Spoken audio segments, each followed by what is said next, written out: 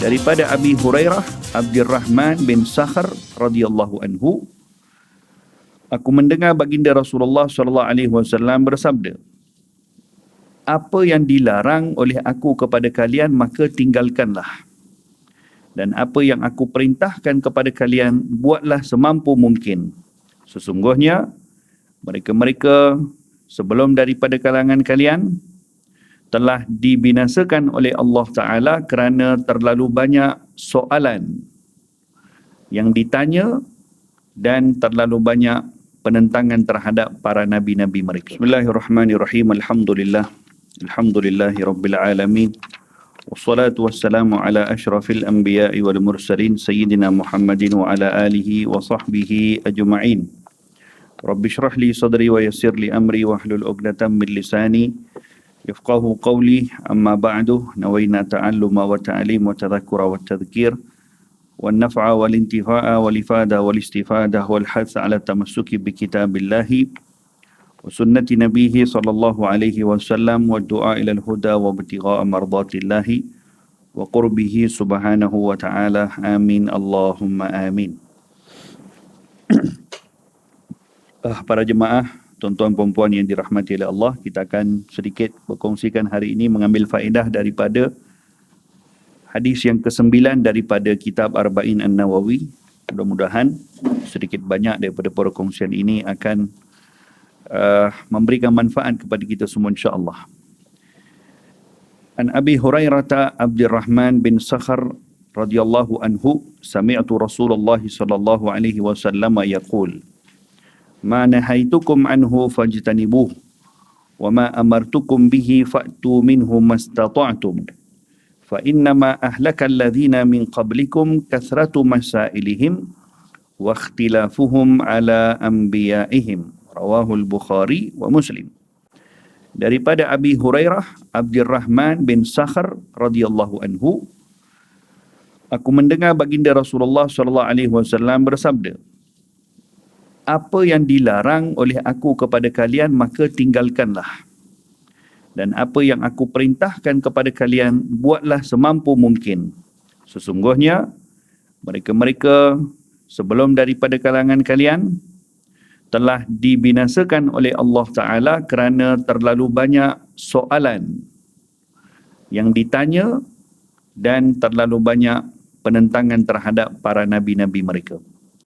Diriwayatkan oleh Imam Bukhari dan Muslim. Hadis yang mungkin biasa pun kita dengar, tapi saya ingin kongsikan syarahnya daripada Al-Allamah Muhammad bin Abdullah Al-Jurdawani rahimahullah. Cukup menarik beberapa poin yang beliau letakkan dalam hadis ini. Pertama sekali, seperti mana di dalam pengajian hadis, bila mana kita membaca hadis maka akan diperkenalkan perawi hadis tersebut. Abi Hurairah radhiyallahu anhu, nama penuhnya adalah Abdurrahman. Nama penuhnya ataupun nama sebenarnya Abdurrahman bin Sakhar Ad-Dawsi. Beliau berasal daripada negeri Yaman. Dan beliau dipanggil atau digelari oleh baginda Nabi SAW dengan Abahir. Nabi biasa panggil ya Abahir ataupun Abu Hurairah, kerana beberapa asbab. Ada yang mengatakan bahawa beliau suka beri makan kepada kucing, dan ada yang mengatakan bahawa kerana beliau sendiri akan bawa anak kucing ke mana-mana beliau pergi, diletakkan di dalam dia punya lengan baju sini. Diletakkan dalam lengan baju sini dan akan dibawa ke mana-mana. Dan Abu Hurairah daripada kalangan sahabat Nabi SAW yang sentiasa melazimi Rasulullah, dan beliau merupakan sahabat Nabi yang paling banyak sekali meriwayatkan hadis. Lebih kurang 5,300 lebih hadis yang diriwayatkan oleh Abu Hurairah. Ada satu kitab hadis, kalau kita mendalami ilmu hadis, dipanggil macam kamus untuk mencari sesuatu hadis tu. Kalau kita nak tahu diriwayatkan di kitab mana, maka di situ ada dipanggil mu'jam. Mu'jam ni kamus lah. Tapi zaman sekarang, penuntut ilmu zaman sekarang tak pakai dah. Zaman sekarang pakai Syekh Google. Dia type je hadis, Syekh dia akan bagi tahu hadis ni riwayat siapa. Tapi kalau mengikut kepada metodologi dalam ilmu pengajian hadis, tak boleh pakai macam tu. Sekarang pun kadang ada software. Ada software dipanggil Maktabah Syamilah atau Maktabatul Hadis, di mana dalam software tu dihimpunkan lebih kurang 50,000 hadis. Tuan-tuan puan-puan nak hadis mana, type saja dia akan keluar. Okey, hadis ni diriwayatkan dalam Sahih Bukhari dalam bab sekian, kitab sekian, nombor hadis sekian. Hadis yang sama diriwayatkan dalam Sunan Ibnu Majah dalam riwayat sekian, kitab sekian, bab sekian. Tapi zaman dulu tidak. Ulama-ulama hadis dulu mereka tidak meletakkan kaedah di dalam pembelajaran hadis seperti itu. Jadi timbul banyak inisiatif yang dilakukan oleh para ulama-ulama hadis zaman dulu untuk memudahkan kepada umat. Kalau nak mencari hadis ini berada dalam kitab apa, riwayat siapa, maka mereka lakukan beberapa inisiatif. Antaranya dengan mengarang kitab namanya Mu'jam. Mu'jam ni kamus hadis lah. Tapi menariknya tuan-tuan dan puan-puan, Mu'jam ini yang paling terkenal. Ada beberapa jenis Mu'jam atau kamus hadis. Dia macam susun ikut huruf. Kita kalau nak cari satu hadis yang ada huruf alif contoh, kita tahu hadis tu depannya huruf alif, tapi tak tahu hadis tu apa.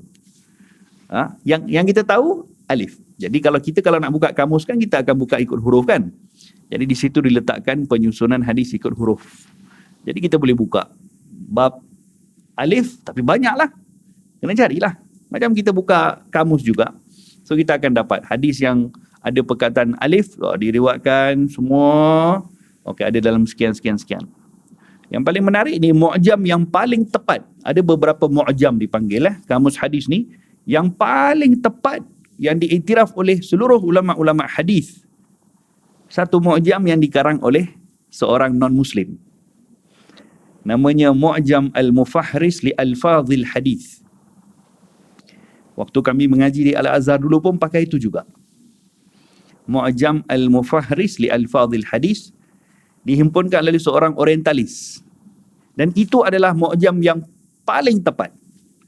Maksudnya tak ada salah.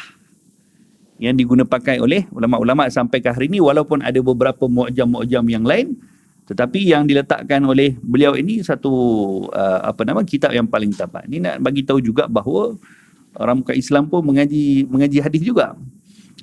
Tapi mereka mengaji hadis tak adalah datang kuliah duha macam kita. Mereka mengaji dengan niat yang lain, untuk knowledge-nya atau untuk nak lebih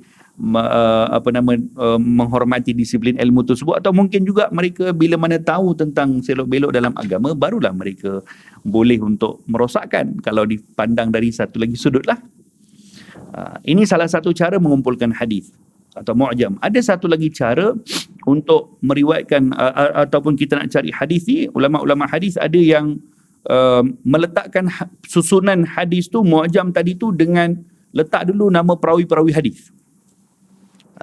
Mereka akan letak, okey, ini kitab bab pertama, siapa yang paling banyak sekali riwayatkan hadis, maka nama dia dulu. Jadi bab pertama adalah hadis-hadis yang diriwayatkan oleh Abu Hurairah. Ini seperti kitab Musnad Imam Ahmad bin Hanbal. Musnad ni namanya kitab-kitab hadis yang dikumpulkan hadis tadi tu mengikut sahabat yang meriwayatkan. Jadi bab pertama, bab semua hadis yang diriwayatkan oleh Abu Hurairah. Sebab Abu Hurairah sahabat Nabi yang paling banyak riwayatkan hadis. Jadi akan ada 5,000 lebih hadis. Contoh mudah jugalah kalau kita nak cari satu hadis yang diriwayatkan oleh Abdullah bin Umar. Kita tahu hadis tu riwayat Abdullah bin Umar. Apa konten hadis ni tak tahu. Jadi boleh buka kitab Musnad. Tak boleh buka Mu'jam. Kalau mau buka Mu'jam, demam panaslah kita nak cari huruf satu-satu. Yang kita tahu nama sahabat je. Maka buka kitab seperti kitab Musnad. Ada beberapa jenis Musnad tadi tu. Salah satu Musnad Imam Ahmad bin Hanbal, maka di situ dikategorikan hadis mengikut kepada nama-nama para sahabat. Jadi saya nak bagi tahu di sini bahawa dalam kitab Musnad tadi, yang pertama sekali adalah dimulakan dengan bab hadis yang diriwayatkan oleh Sayyidina Abu Hurairah radhiyallahu anhu arba, 5,374 hadis yang diriwayatkan oleh Sayyidina Abu Hurairah radhiyallahu anhu wa arba. Banyak manaqib atau background Abu Hurairah yang boleh kita pelajari. Antaranya adalah beliau merupakan sahabat Nabi yang aksiru min mujalasati Rasulillah. Kuntu uksiru, kata beliau, aku ni adalah sentiasa akan banyak duduk dengan Nabi SAW. Dan oleh kerana itu, beliau berpeluang untuk lebih paling banyak meriwayatkan hadis. Kerana apa? Kerana beliau adalah sahabat Nabi yang paling banyak duduk dengan Nabi. Dan oleh sebab itu, beliau tidak dihantar oleh Nabi untuk urusan-urusan lain. Beliau tak pergi perang.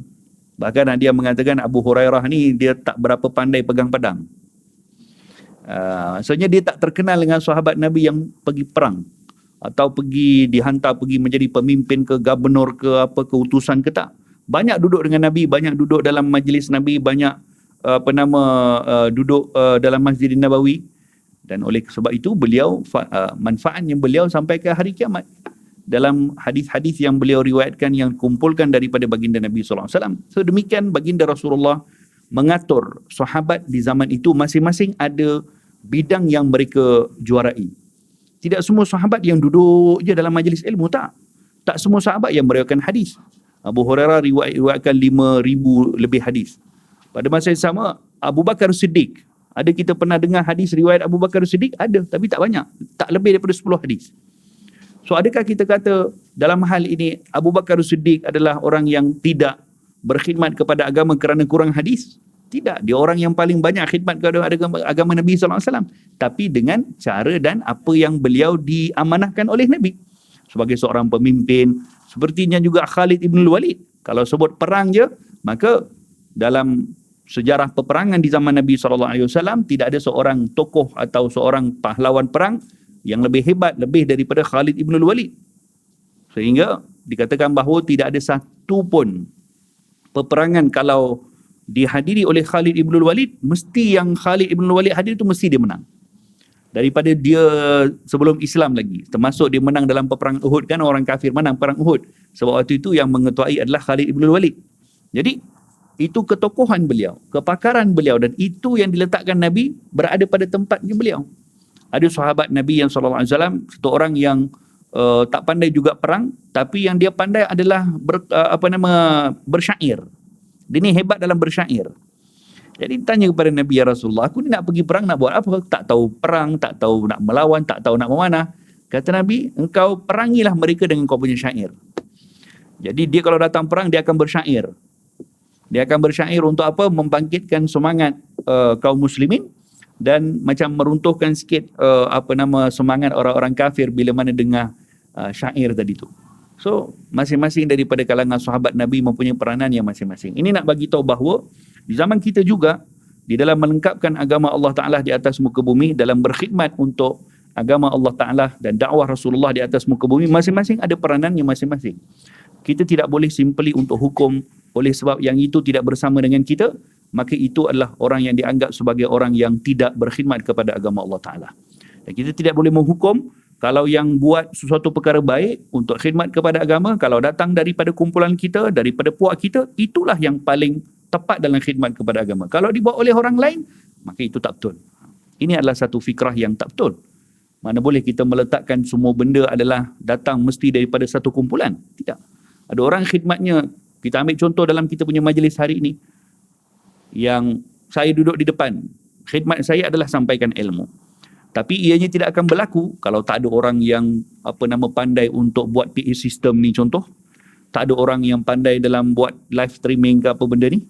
Tak ada orang yang mungkin khidmatnya dalam majlis hari ni untuk keluarkan duit untuk keperluan. Tak ada orang yang sebagian mungkin untuk masakkan makanan ke atau walhasil macam-macam khidmat, dan masing-masing tujuannya, peranannya masing-masing kembali kepada satu, iaitu untuk menjayakan majlis ini. Dan tidak ada seorang pun yang boleh dikurangi dia punya peranan. Demikian juga dalam semua urusan-urusan agama Allah Ta'ala di atas muka bumi ini, kita tidak boleh untuk terlalu mudah untuk menghukum. Kalau mereka tu tidak bersama dengan kita, maka akan dianggap sebagai ini kumpulan yang tidak berkhidmat kepada agama Allah Ta'ala. Termasuk juga kita tak tahu masing-masing ada kapasiti yang masing-masing untuk khidmat kepada agama Allah Ta'ala. Dan kita tak tahu siapa punya khidmat untuk agama yang Allah Ta'ala pandang. Mungkin yang Allah pandang pada pagi ini bukan yang bercakap ni, Tapi Allah pandang hari ini kerana pagi tadi mungkin ada orang yang khidmat bersihkan kita punya dewan yang betul-betul ikhlas kerana Allah Ta'ala. Mungkin itu dia punya majlis pada pagi ni berkahnya ada sebab itu mungkin. Boleh jadi. Jadi masing-masing daripada kalangan kita tidak boleh menghukum kalau yang buat tu adalah khidmat kepada agama Allah Ta'ala tu mesti kalau aku yang buat itu yang paling bagus. Tidak. Buktinya apa? Di zaman Nabi SAW ada seorang wanita, makcik tua. Dia ni kerjanya bersih-bersihkan masjid Nabi. Setiap hari dia akan datang, kita pun biasa dengar kan. Setiap hari datang bersihkan masjid Nabi, kutip sampah apa semua. Satu hari Nabi datang, hari kedua, tiga hari Nabi tak nampak dia. Maka Nabi tanya kepada sahabat, mana pergi makcik fulana-fulana? Sahabat kata, ya Rasulullah, dia dah meninggal dah. Nabi kata, kenapa kamu tak bagi tahu aku? Kata Nabi, kata sahabat, dia meninggal pada waktu malam ya Rasulullah, maka kami tak nak ganggu kamu, kami uruskan sendiri. Kata Nabi, arini qabraha, tunjukkan aku mana dia punya kubur. Dia kuburkan di kuburan Baqi'. Maka Nabi dibawa. Nabi berdiri di atas kuburnya, kemudian Nabi solat jenazah gaib. Kemudian Nabi duduk sekejap. Nabi macam berbicara dengan ahli kubur tadi, ini dengan yang ditanam tadi tu. Kemudian Nabi bangun, kata Nabi, aku bertanya khabar dia. Dan aku tanya dia, bagaimana kau punya keadaan di alam barzakh ni? Katanya kepada Nabi, aku berada dalam keadaan yang penuh nikmat, tapi bukan kerana aku punya ibadat-ibadat yang lain ya Rasulullah, hanya kerana bersihkan kau punya masjid. Hanya kerana kutip sampah dalam Masjid Nabawi. Tapi bukan bermaksud bahawa ini menunjukkan bahawa masing-masing ada dia punya khidmat yang dipandang oleh Allah Ta'ala dalam membantu atau berkhidmat kepada agama Allah Subhanahu wa Ta'ala. Baik. Abu Hurairah merupakan sahabat Nabi yang berkhidmat kepada agama Allah Ta'ala dengan banyak duduk bersama dengan Nabi, meriwayatkan hadis-hadis daripada baginda Rasulullah SAW, walaupun dia tidak terkenal dengan seorang dermawan, dia tidak terkenal dengan seorang pahlawan perang, dia tidak terkenal dengan seorang yang Nabi hantar menjadi gubernur ke apa ke, menjadi pemimpin ke, tidak. Bahkan beliau merupakan sahabat Nabi daripada kalangan ketua kepada Ahlu Suffah. Ahlu Suffah ni maksudnya di zaman Nabi ni, di dalam masjid Nabi ada satu tempat di dalam masjid Nabi yang dikhususkan untuk fuqara daripada kalangan muhajirin yang datang daripada Mekah. Ada beberapa kumpulan atau satu kumpulan sahabat yang daripada kalangan al-fuqara, dan mereka ini secara ghalibnya mereka tidak akan ada makanan, bahkan pakaian mereka pun sekadar menutup aurat sahaja, dan pada siang hari malam hari sentiasa akan dibantu oleh orang. Memang betul-betul fakir lah. Dan mereka ni ditempatkan dalam masjid Nabi. Kalau di Masjid Nabawi sekarang ni, di bahagian belakang makam Rasulullah SAW, kawasan muslimat tu sebelum tu, ada satu tempat yang agak tinggi sikit. Di situ dikatakan tempat yang Ashabus Suffah tinggal di zaman Nabi SAW. Dan yang akan menyantuni mereka adalah Rasulullah sendiri. Kerana sebelah dengan rumah Nabi sama Siti Aisyah. Dan rais atau ketua kepada ahli suffah fuqara daripada kalangan sahabat ni adalah Abu Hurairah. Jadi Abu Hurairah ni ketua kepada orang-orang fakir daripada kalangan sahabat Nabi SAW. Maksudnya kalau jadi ketua dia paling fakir lah. Cuba tengok orang yang paling banyak riwayatkan hadis yang namanya sampai hari kiamat kita sebut, di zaman Nabi merupakan orang yang paling miskin. Satu hari dia berjalan dalam masjid Nabi sampai di hadapan mimbar tu dekat kawasan Raudhah tu kan. Sampai hadapan mimbar tu jatuh pingsan dia. Jatuh pingsan, menggigil. Kemudian ada satu orang sahabat lain datang, bila nampak Abu Hurairah jatuh menggigil, satu orang sahabat datang letakkan kaki dekat tengkuk. Kerana gigil tu macam kena sawan. Orang Arab dulu kalau ada orang kena sawan dia akan pijak tengkuk. Tapi kita jangan buatlah. Kita kalau pijak nanti kan kena solat jenazah pula. Itu cara mereka. Cara kita bagi sudu lah, bagi kunci lah. Mungkin ada manfaatnya lah. Tapi mereka punya cara lain. Kata Abu Hurairah waktu tu, aku jatuh kena sawan tadi tu, wa ma hiya bimajnun, bukanlah kerana aku ni gila atau kena sawan, wa ma hiya illal ju'. Aku jatuh di hadapan mimbar Nabi menggigil macam kena sawan kerana berhari-hari tak makan. Demikian Abu Hurairah radhiyallahu anhu arda, seorang sahabat Nabi yang terkenal, tetapi pada waktu sama beliau merupakan yang banyak Allahumma salli ala Muhammad yang Allah Ta'ala tidak berikan kepada beliau pada waktu itu kemewahan dalam harta. Bahkan beliau dengan apa yang Allah berikan tadi itu, keberkatannya luar biasa sampai beliau menjadi sahabat yang termasyhur di dalam berkhidmat kepada hadis baginda Nabi SAW. Sebab tu ulama-ulama dulu kalau dalam menuntut ilmu ni tidak membiasakan diri mereka dengan terus kenyang. Pelajar ilmu ni kalau terus kenyang, dia tidak akan dapat ilmu yang sebaiknya. Sebab tu kita ni, ibu bapa ni jangan terlalu kalau hantar anak pergi madrasah ke, pergi tempat-tempat belajar ke, ya kalau ada makanan yang okey, yang sihat, yang secukupnya, alhamdulillah cukup. Tidak perlu mengharapkan ni mesti satu hari makan 14 kali. Kena ada asam pedas, kena ada ayam masak kicap, kena ada sekian-sekian, tidak. Memadai dengan sekadar apa yang boleh meneruskan mereka punya kehidupan, boleh kenyangkan dan tidak terlalu dimewahkan dalam makan ketika menuntut ilmu. Kerana ini adalah lumrah atau fitrah yang diletakkan, dan ini adalah jalan yang dilalui oleh para ulama'-ulama'. Mereka dalam jalan yang mereka menuntut ilmu ni sentiasa akan terbiasa dengan berlapar. Lapar ni akan, ulama' sebut lapar ni akan tajamkan dia punya akal. Bila lapar, dia akan tajamkan dia punya akal. Jadi kalau sentiasa kenyang, ya, kan Nabi sebut dalam hadis, tidak ada suatu perkara yang halal yang lebih Allah Ta'ala tidak suka, melainkan daripada seseorang yang sentiasa memastikan perutnya kenyang. Ini benda halal, tapi Allah tak suka. Satu orang yang dia ni tak pernah bagi space kat dia punya perut. Pagi sarapan, lepas tu pukul 10, ada tea break pukul 12, ada makan tengah hari pukul 3, minum kopi pukul 4, goreng pisang, maghrib lagi nanti keropok lekor, isyak lagi. Haula wala quwwata illa billah. tak ada kesempatan untuk perutnya kosong. Dan ini perkara yang Allah Ta'ala tak suka. Ada 3 benda kata Imam Al-Ghazali dalam kitab Ihya, 3 benda yang Allah Ta'ala tak suka. Benda yang halal tapi Allah tak suka. Tak suka ni bukan bermaksud haram, ya. Bukan maksud haram. Tapi benda bila kata Allah tak suka, dia akan bawa banyak kemudaratan lah. Yang pertama, makan walaupun tak lapar. Makan walaupun tak lapar. Dia tak lapar pun. Tapi kalau ada orang bagi makanan, pasti dia akan nak juga. Ada seorang ulama' daripada Hadramaut, dia datang ke Malaysia, dia kata, di Malaysia ni 2 benda yang jadi satu perkara yang dipanggil mumayyizat atau istimewanya orang Malaysia ni. Katanya apa? Fi kulli makan. Fi kulli makan. Makan ni dalam bahasa Arab apa? Tempat. Fi kulli makan, pada setiap tempat, fihi makan, ada makanan. Jadi tak puas dihidangkan dengan makanan. Satu minggu, 2 minggu lepas saya pergi ke Pulau Pinang. Saya bawa satu orang guru daripada madrasah kami, Syekh Abdul Khalik, pergi ke Pening. Memang kuliah bulanan. Subhanallah, orang biasalah kita kalau pergi ceramah, orang bagi sarapan pun dah ajak pergi nasi kandar kampung Melayu. Kita pun pening juga, pagi-pagi nak makan nasi ke? Jadi saya bawa Syekh Abdul Khalik, katanya, Ustaz Bashir, kita ni boleh mati makan kat sini, katanya. Mati dengan sebab makan. Tapi kita kena letakkan satu konsep, ialah tidak terlalu makan sikit je.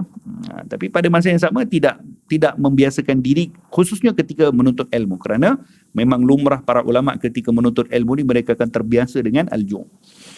Zaman dahulu ada satu orang imam namanya al-Imam Zakaria Al-Ansari rahimahullah. Seorang ulama yang begitu terkenal, Syekhul Islam dalam mazhab Syafi'i, banyak karang-karang kitab, dan beliau merupakan salah seorang ulama yang terkemuka dalam menyebarkan mazhab Imam Syafi'i, dan makamnya pun betul-betul sebelah makamnya Imam Syafi'i di Mesir. Imam Zakaria Al-Ansari pernah diceritakan bahawa beliau pernah hidup beberapa waktu lama hanya dengan memakan alas perut dengan makan kulit tembikar yang dibuang oleh orang-orang. Dibuang oleh orang. Jadi apa yang orang buang, kulit tembikar yang putih tu, yang ada isi putih sikit tu, itu jadi makanan. Guru kami Syekh Abu Bakar Ahmad Al-Malibari hafizahullah, beliau pernah ceritakan guru beliau waktu belajar di India dulu, perjalanan nak pergi menuntut ilmu ni kena jalan, pergi dekat 5 km, balik dekat 5 km jalan kaki. Pergi. Jadi katanya ibunya setiap hari akan bekalkan 1 pisang. Ya, kerana kemiskinan, untuk dia pergi belajar ilmu, balik, 1 hari bagi 1 pisang. Jadi dia akan pergi, bawa keluar daripada rumah, maknya akan usaha carikan 1 pisang bagi. Dia kata dalam perjalanan pergi, dia akan lapar. 5 hingga 10 km nak kena jalan. So dia akan pergi, tengah-tengah dia akan berhenti makan separuh pisang. Kemudian akan sambung jalan sampai ke tempat pengajian, lapar balik. Tambah lagi 5 km, dah 10 km pergi, 10 km balik. Sampai ke tempat pengajian nanti dah habis belajar ilmu, makan lagi separuh pisang yang tinggal. Setiap hari. Balik daripada situ, nak makan apa lagi? Balik. Sampai ke tengah jalan, makan separuh kulit pisang. Dan dalam perjalanan terus lagi untuk alas separuh lagi, makan separuh lagi yang ditinggalkan. Demikian kehidupan mereka. Di dalam menuntut ilmu, tapi subhanallah, Allah Ta'ala berikan keberkahan. Sebab tu, pelajar menuntut ilmu, khususnya ilmu agama Allah Ta'ala. Kalau belajar dalam proses pembelajaran ilmu tadi, khususnya ketika waktu syabab lah, waktu usia remaja, waktu usia yang tengah gairah dalam menuntut ilmu, kalau dibiasakan dengan kemewahan, mereka tak akan jadi orang alim. Kalau semua benda diberikan komplit, dia tidak akan jadi orang alim. Yang ni makannya mewah, tempat tidurnya mewah, aircon apa semua, basuh baju ada orang basuhkan, ada orang ironkan baju apa semua, dia tidak akan jadi orang alim. Kerana dia tidak melalui lumrah untuk kepayahan menuntut ilmu. Jadi belajar ilmu ni kena ada kepayahan dia. Antara salah satu kepayahan dan kesusahan yang lumrahnya yang akan ada kepada seorang penuntut ilmu adalah al-ju', kelaparan. Dan ini kalau tak ada kepada seorang penuntut ilmu, maka dia sudah tertinggal separuh daripada jalan ilmu yang dilalui oleh para ulama-ulama silam yang terdahulu. Guru kami Syekh Abu Bakar sendiri pernah diceritakan, anaknya cerita kat saya, bapaknya dulu waktu belajar di satu universiti di India, waktu usia menuntut ilmu, hanya ada satu helai pakaian dipanggil qamis, macam kurta. Orang India kan dia pakai macam kurta sampai ke lutut tu. Satu helai baju putih warna kurta dan dua kain. Dua kain dan satu t-shirt dekat dalam. Itu je yang dia ada. Belajar dekat 4-5 tahun di satu universiti. Yang ada itu je. So, dia kata macam mana bapaknya belanja waktu tu? Dia kata satu hari pakai baju dan kemudian besoknya dia akan basuh baju tersebut. Tapi bila mana dia basuh baju tersebut, dia akan tertinggal kelas, dia akan tinggal pengajian. So, apa dia akan buat? Dia akan basuh baju tersebut dan keringkan dengan pakaian dalam dia, dengan t-shirt, dengan kain yang tak berapa sesuai untuk pergi menuntut ilmu. Dia akan duduk di luar daripada bilik kuliah tadi tu ataupun dalam tempat yang orang tak nampak dan dia akan dengar daripada jauh. Catat daripada jauh. Kerana tak beradab masuk dalam majlis para masyayikh dalam keadaan tak berpakaian kemas. Tak bagus. Jadi akan duduk di luar, mana tingkat-tingkat yang ada lubang ke apa semua, pasang telinga tu dengar catat. Yang ni satu hari masuk kelas, satu hari tak masuk kelas. Sebab apa? Sebab nak tunggu pakaian kering. Kalau pakaiannya kering, dia akan pakai cepat-cepat masuk kelas. So, demikian ulama-ulama yang hasilnya Allah Ta'ala nampakkan keikhlasan mereka dalam menuntut ilmu, lahirkan ribuan, ratusan ribu daripada para ulama-ulama. Diceritakan oleh kawan-kawan kita yang belajar di Hadramah, Habib Ali pun pernah cerita dengan saya dulu. Katanya dulu waktu belajar di Yaman, antara batch yang pertama sekali yang belajar dengan Habib Umar, antaranya Habib Ali Al-Hamid. Waktu tu belajar yang masakkan Habib Umar, yang hidang makan Habib Umar, makanan daripada rumahnya Habib Umar, belajar daripada pagi sampai malam semuanya. Waktu batch pertama tak ramai pun. Tak ramai pun waktu tu. Ceritakan bahawa kalau kadang-kadang ada makanan-makanan yang diberikan kepada anak-anak murid, kemudian orang-orang kita, orang-orang Nusantara ni, Malaysia, Indonesia ni tak makan sangat roti. Jadi kalau makan roti pun dia akan makan yang tengah-tengah. Yang tepi, yang keras, yang garing tu dia tak makan. Roti Arab ni tak apa sedap pun. Dia bukan macam roti Arab kita makan ke Hadramaut, restoran Arab sini, itu sedap. Yang dibuat oleh orang-orang Arab secara macam roti biasa tu tak berapa sedap. Jadi orang-orang Nusantara ni akan makan roti-roti yang lembut-lembut tengah-tengah, di tepi tu akan dikumpulkan di tepi. Dibuanglah. Jadi setiap hari malam anak Habib Umar akan datang kutip roti tu. Akan datang kutip. Yang ni sisa-sisa daripada kulit-kulit keras roti itu akan dikutip untuk apa? Untuk jadi makanan untuk mereka. Sedemikian para ulama-ulama Rabbani yang lahirkan generasi ulama yang cukup mencontohi bagaimana dakwah Nabi SAW. Kerana mereka melalui proses seperti itu. Susah payah dalam menuntut ilmu, susah payah dalam menyebarkan agama Allah Ta'ala. Zaman sekarang kita tak macam tu. Zaman sekarang ibu bapa pun kadang-kadang kalau anak susah sikit ketika belanja call sikit kata makanan biskut dah habis, mak bapak dah gelabah dah. Fikir anak-anaknya nak makan apa dan sebagainya. So ini adalah bahagian daripada perkara yang perlahan-lahan akan menghilangkan yakni ketekunan di dalam menuntut ilmu. Baik kepada Abu Hurairah tadi. Abu Hurairah ni pernah satu hari beliau keluar daripada tempat tinggal beliau di masjid Nabi SAW, keluar dalam keadaan yang terlalu lapar sehingga diikat batu di bahagian perutnya. Yani batunya diikat di bahagian perut dan keluar untuk cari makanan. Katanya, Ketika aku keluar dalam perjalanan tadi, famarra Abu Bakar, maka Abu Bakar jalan depan aku. Aku panggil Abu Bakar. Abu Bakar Siddiq, dan fa'sa'altuhu an ayatin min kitabillah. Dan aku tanya kepada Abu Bakar, bagi salam, tanya khabar, dan aku tanya kepada Abu Bakar tentang satu masalah dalam Al-Quran, dalam kitab Allah Ta'ala, supaya Abu Bakar boleh jawab. Kemudian Abu Bakar pun jawab. Tetapi Abu Bakar sebenarnya tak faham kenapa aku tanya soalan tu. Aku tanya khabar. Abu Bakar tengah jalan kata, Assalamualaikum ya Abu Bakar. Apa khabar, sihat? Macam mana kau daripada mana sekian-sekian? Nak tanya kau satu masalah kitab lah. Satu ayat Quran, tahu tak? Katanya, aku pun tahu jawapan tu. Tapi aku sengaja tegur Abu Bakar supaya apa? Supaya Abu Bakar perasan, kamu ni dari mana? Kenapa?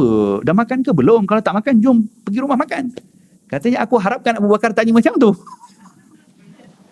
Tapi Abu Bakar tak tanya macam tu pun. Abu Bakar tak faham dengan maksudnya Abu Hurairah, dia pun jawab, dia pun balik. Kemudian famarra Umar. Kemudian Sayyidina Umar pula lalu, fasa'altu, aku pun tanya masalah yang sama dengan Umar tentang Al-Quran. Umar pun jawab dan balik. Maksudnya masing-masing pun tak faham. Subhanallah, famarra Abul Qasim Muhammad sallallahu alaihi wasallam, maka waktu itu baginda Rasulullah lalu depan aku belum sempat lagi nak tanya sesuatu kepada Nabi. Nabi tengok muka aku, Nabi pegang tangan aku, jom kita balik rumah makan. Ya, ini nak bagi tahu macam mana rahmatnya Rasulullah sallallahu alaihi wasallam. Tengok para sahabat pun Nabi tahu dia di tengah dalam masalah.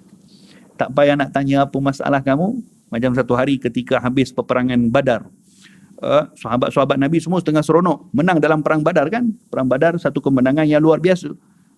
Satu orang sahabat je yang duduk kat tepi menangis terasa-isak, iaitu Abu Bakar Siddiq. Nabi tengok, Nabi duduk dengan kumpulan sahabat yang tengah bergembira seronok. Tiba-tiba Abu Bakar asingkan diri dia, nangis sorang-sorang. Nabi tengok daripada jauh, Nabi datang. Nabi pegang bahu dia, Nabi peluk dia. Abu Bakar, masalah apa yang sedang kau tanggung? Kita sedang berseronok. Kerana Nabi tahu, tengok dia tengah bersedih.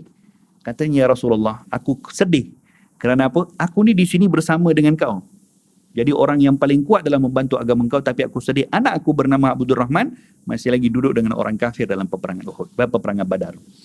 Anak Sayyidina Abu Bakar belum Islam lagi waktu tu. Duduk jadi orang paling kuat kepada Abu Jahal, Abu Sufyan. Menentang Rasulullah dan menentang ayahnya sendiri dalam peperangan Badar. Maka aku sedih, ya Rasulullah, kalau anak aku mati, tak sempat Islam. Maka Nabi pujuk Abu Bakar, jangan risau, satu hari anak engkau akan kembali kepada kita. Seronok terus Sayyidina Abu Bakar. Lepas Nabi sebut, lepas beberapa hari, anaknya Abdul Rahman datang daripada Mekah ke Madinah. Jumpa Sayyidina Abu Bakar. Seronok Abu Bakar, anaknya datang. Kemudian Abdul Rahman ni tanya kepada ayahnya Abu Bakar, kalau sekarang aku pergi jumpa Rasulullah, Nabi akan terima aku tak? Maka kata Sayyidina Abu Bakar, ya, Nabi akan terima, jangan risau. Rasulullah akan terima kamu. Abdul Rahman pun pergi rumah Nabi SAW. Bagi salam, Assalamualaikum. Nabi buka pintu, subhanallah. Nabi bila nampak Abdul Rahman bin Abu Bakar duduk depan pintu rumah Nabi, seronok Nabi SAW. Nabi pun raikan dia, Nabi pun peluk dia, Nabi pun santuni, beri makan, Nabi beri tempat duduk Nabi kepada dia, bagi makan apa semua. Nabi tak sebut sepatah pun untuk masuk Islam. Tapi santun Nabi seronok kerana yang datang adalah anak kepada orang yang paling Nabi sayang, iaitu Sayyidina Abu Bakar. Habis tu, dia pun minta izin balik. Dia pun kata, asyhadu la ilaha illallah, asyhadu annaka Muhammadar Rasulullah. Wa asyhadu annaka Rasulullah. Nabi pun seronok, dia masuk Islam dah. Dah habis masuk Islam, dia pergi jumpa ayahnya balik.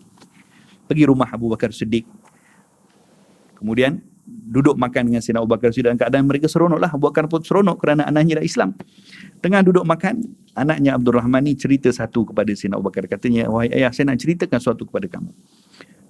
Flashback balik apa yang berlaku dalam perang Badar dulu. Katanya, waktu perang Badar, orang-orang kafir Makkah offer kepada aku, kalau aku berjaya bunuh Muhammad atau orang yang paling kuat yang ada dengan Muhammad, di offer dengan offer yang begitu lumayan. Jadi target aku dalam perang Badar adalah nak bunuh Rasulullah. Kalau tak dapat bunuh Rasulullah, aku nak bunuh orang yang paling kuat yang membela Nabi. Salah seorang dapat satu, okey lah. Jadi dalam perang Badar tu katanya, aku tercari-cari Nabi, tapi aku tak dapat peluang untuk dekat dengan Nabi pun. Tak dapat peluang untuk dekat dengan Muhammad. Kerana ada satu orang di sebelahnya yang sentiasa mengawal ketat. Jadi aku putuskan waktu tu, kalau tak dapat bunuh Muhammad, aku nak bunuh orang yang ke sebelah dia tu. Jadi aku pun tercari-cari orang, macam nak cari sudut untuk nak serang orang yang ada di sebelah Nabi Muhammad tadi. Jadi bila aku dah dekat dengan orang yang berada di sisi Nabi tadi, aku pun dah keluarkan pedang. Ketika aku keluarkan pedang tadi untuk pancung leher dia, aku nampak itu adalah engkau wahai ayah, dan aku masukkan balik pedang tadi. Tak jadi bunuh. Kerana apa? Kerana itu bapak dia. Awalnya Sayyidina Abu Bakar tengah seronok dengar, bila sebutnya macam tu, terus merah muka Sayyidina Abu Bakar. Katanya apa tahu? Wahai anak, kalau hari itu aku nampak engkau hulurkan pedang depan Nabi, orang pertama yang akan pancung kau punya leher adalah ayah engkau. Yani kalau hari itu aku nampak depan mata aku engkau keluarkan pedang, katanya jangankan kau keluarkan pedang, kalau kau angkat tangan depan Nabi pun aku akan pancung kau punya leher.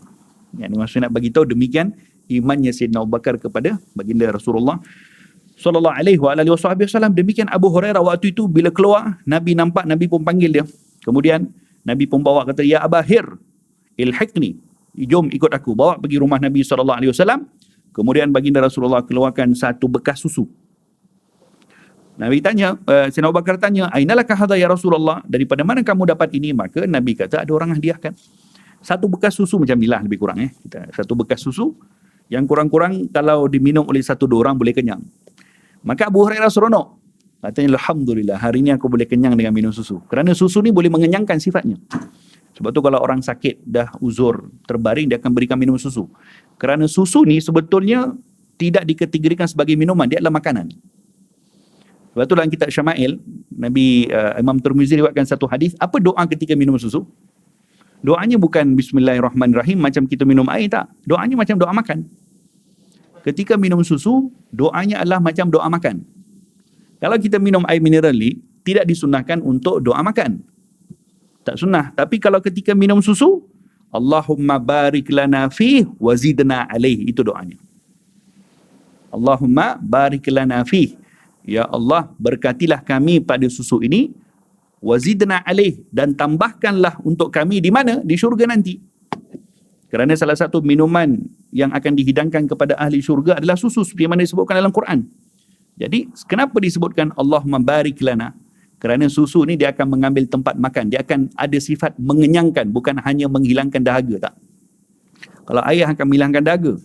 Tapi kalau susu dia mengenyangkan. Sebab tu kalau orang yang terputus bekalan makanan, ada kajian mengatakan kalau dia ada air saja, dia boleh hidup dalam seminggu hingga 2 minggu. Dia boleh hidup. Kalau ada air saja. Tapi kalau dia ada susu, dia boleh hidup selama-lamanya. Dia tak ada makanan pun. Yang ada susu je. Dia boleh hidup sampai ila ajalin musamma, sampai ke hari yang Allah Ta'ala tetapkan dia akan mati. Sebab susu ni sifatnya mengenyangkan. Jadi Abu Hurairah bila nampak susu, seronok dia. Alhamdulillah aku boleh kenyang hari ni. Satu bekas susu penuh Nabi bagi. Baru Abu Hurairah tengah seronok dalam hatinya fikir macam, Nabi kata, ya Abu Hurairah, pergi panggil semua Ahlu Sufa datang. Ahlu Sufa ni dekat 70 orang. Abu Hurairah terus jam. Alamak, dalam susu satu bekas. Nabi pula suruh panggil 60 orang suruh datang. Tapi ini Nabi yang suruh. Abu Hurairah pun pergi panggil 70 orang, datang. Semua duduk di luar rumah Nabi. Tapi bagi bekas susu ni kepada Abu Hurairah. Kata Nabi, Abu Hurairah, engkau isqihim, berikan mereka satu demi satu orang minum sampai kenyang. Abu Hurairah kata, habislah, memang tak adalah rezeki aku hari ini. Ini satu bekas susu nak minum 60 orang macam mana? Berikan kepada orang pertama. Kemudian diminum sampai kenyang. Bawa balik kepada Abu Hurairah, susu tak berkurang walaupun sikit. Demikian orang kedua, orang ketiga, sampai ke orang ke-60, 70, semuanya minum sampai kenyang, susu tak berkurang walaupun sikit. Last sekali, Abu Hurairah bawa balik susu tadi kepada Nabi dalam keadaan masih lagi penuh. Bagi pada Rasulullah. Silakan minum ya Rasulullah. Nabi kata, tak, kau minum dulu. Abu Hurairah minum sampai kenyang. Kembalikan balik susu tu. Kata Nabi, minum lagi Abu Hurairah. Dia pun minum kali kedua sampai kenyang. Bawa balik. Nabi kata, minum lagi Abu Hurairah. 4 kali Nabi suruh minum sampai kenyang. Tapi ini Nabi yang suruh. Kalau Nabi yang suruh, dia takkan letakkan dari segi logik akalnya, ini dah kenyang, takkan aku nak minum lagi. Ini Rasulullah yang suruh. Tapi subhanallah, dengan keberkahan daripada susu yang diberikan daripada tangannya Nabi SAW, Abu Hurairah penuhkan. Minum lagi, 4 kali minum sampai kenyang. Kali keempat, bila Nabi suruh lagi, Abu Hurairah kata, ya Rasulullah, ini kalau aku minum lagi, jangankan keluar balik daripada mulut, akan keluar daripada aku punya jari jemari nanti susu ni. Maksudnya dah terlalu kenyang. Maka Nabi pun ketawa. Nabi kata, okey, cukuplah. Kemudian Nabi minum. Nabi minum sampai habis. Subhanallah. Demikian mukjizat Rasulullah dalam hal tersebut, dan juga bagaimana Nabi menyantuni Abu Hurairah. Dan Abu Hurairah pernah sebutkan, usibutu salasa masaifil Islam. Aku ni terkesan dengan 3 musibah yang paling besar dalam agama Islam. Yang dalam Islam ini ada 3 benda, 3 musibah yang paling besar untuk aku. Yang pertama katanya mautun Nabi, kematian, kewafatan Nabi SAW. Yang kedua waqatul Uthman, dan pembunuhan Sayyidina Uthman. Dan yang ketiga wal mazud, 1 kantung kurma ataupun bekas yang menyimpan korma. Satu kantung korma yang terisi dalamnya korma bila mana hilang. Ini 3 benda yang dia kata musibah yang paling terbesar yang aku pernah lalui. Wafatnya Rasulullah okey lah, semua maklum. Kematian Sayyidina Uthman okey, dibunuh dengan kejam. Tapi yang ketiga tu wal mazud. Maka sahabat tanya, wa mal mazud ya Abu Hurairah? Apa yang kau maksudkan dengan kau merasakan, kau meletakkan satu level kewafatan Rasulullah, kematian wafatnya Sayyidina Uthman dengan hilangnya daripada engkau kantung korma tu kau letakkan sebagai musibah yang paling terbesar dalam kau punya hidup dalam agama Islam? Katanya ya. Sebab apa? Katanya, satu hari aku tengah safar dengan baginda Nabi SAW, kemudian Nabi tanya kepada aku, ya Abu Hurairah, hal ma'aka syai', ada tak bawa apa-apa makanan? Maka kata Abu Hurairah, ya Rasulullah, aku bawa satu kantung, satu bekas yang terisi buah kurma. Kata Nabi kepada aku, bawakan buah kurma tu. Maka aku keluarkan biji kurma yang ada dalam bekas yang aku bawa untuk bekalan, untuk musafir bersama dengan Nabi. Dalam tu ada 20 tamrah, ada 20 biji kurma. 20 buah kurma ada dalam bekas yang aku bawa, bekalan makanan untuk musafir jauh dengan Nabi SAW. Kemudian Nabi ambil satu kurma tadi, Nabi baca Bismillahirrahmanirrahim, Nabi doa, Nabi tiup, Nabi masukkan balik dalam bekas tu. Demikian juga kurma yang kedua, ketiga, ke-20 biji kurma tu Nabi buat macam tu. Nabi baca Bismillah, Nabi tiup, kemudian Nabi masukkan balik dalam bekas kurma. Nabi tak makan pun. Maksudnya Nabi keluarkan tu untuk doa. Kemudian kata Abu Hurairah, semua biji kurma tu Nabi pegang satu-satu, Nabi baca Bismillah, masuk balik dalam kantung atau bekas kurma yang aku bawa tadi. Kemudian kata Nabi kepada aku, ikatkan kantung kurma ni di badan kau. Setiap kali kau nak makan, kau hulurkan saja tangan dalam tu, jangan tengok. Ikatkan macam kita pakai posh bag macam tu kan. Orang lelaki kadang ada yang pakai posh bag tu. Sayyidina Abu Hurairah pun ada posh bagnya, tapi dalam tu ada 20 biji kurma. Nabi kata, setiap kali kau lapar, masukkan kau punya tangan, jangan tengok dekat dalam tu. Dan kau makanlah sampai kenyang. Kurma ni, kata Sayyidina Abu Hurairah radhiyallahu anhu arda, fa'akaltu minhu hayata Rasulillah. Aku makan kurma tadi setiap hari ketika aku lapar, sepanjang hidupnya Rasulullah. Tak berkurang pun. Wa hayata Abi Bakar. Dan ketika zamannya Sayyidina Abu Bakar, sepanjang Sayyidina Abu Bakar jadi khalifah, aku makan 2 tahun lebih. Wa Umar, 3 tahun Sayyidina Umar jadi khalifah, aku makan juga. Kurma tu tak berkurang pun. Setiap kali aku lapar, aku masukkan tangan dalam beg tu, keluarkan makan kurma sampai kenyang.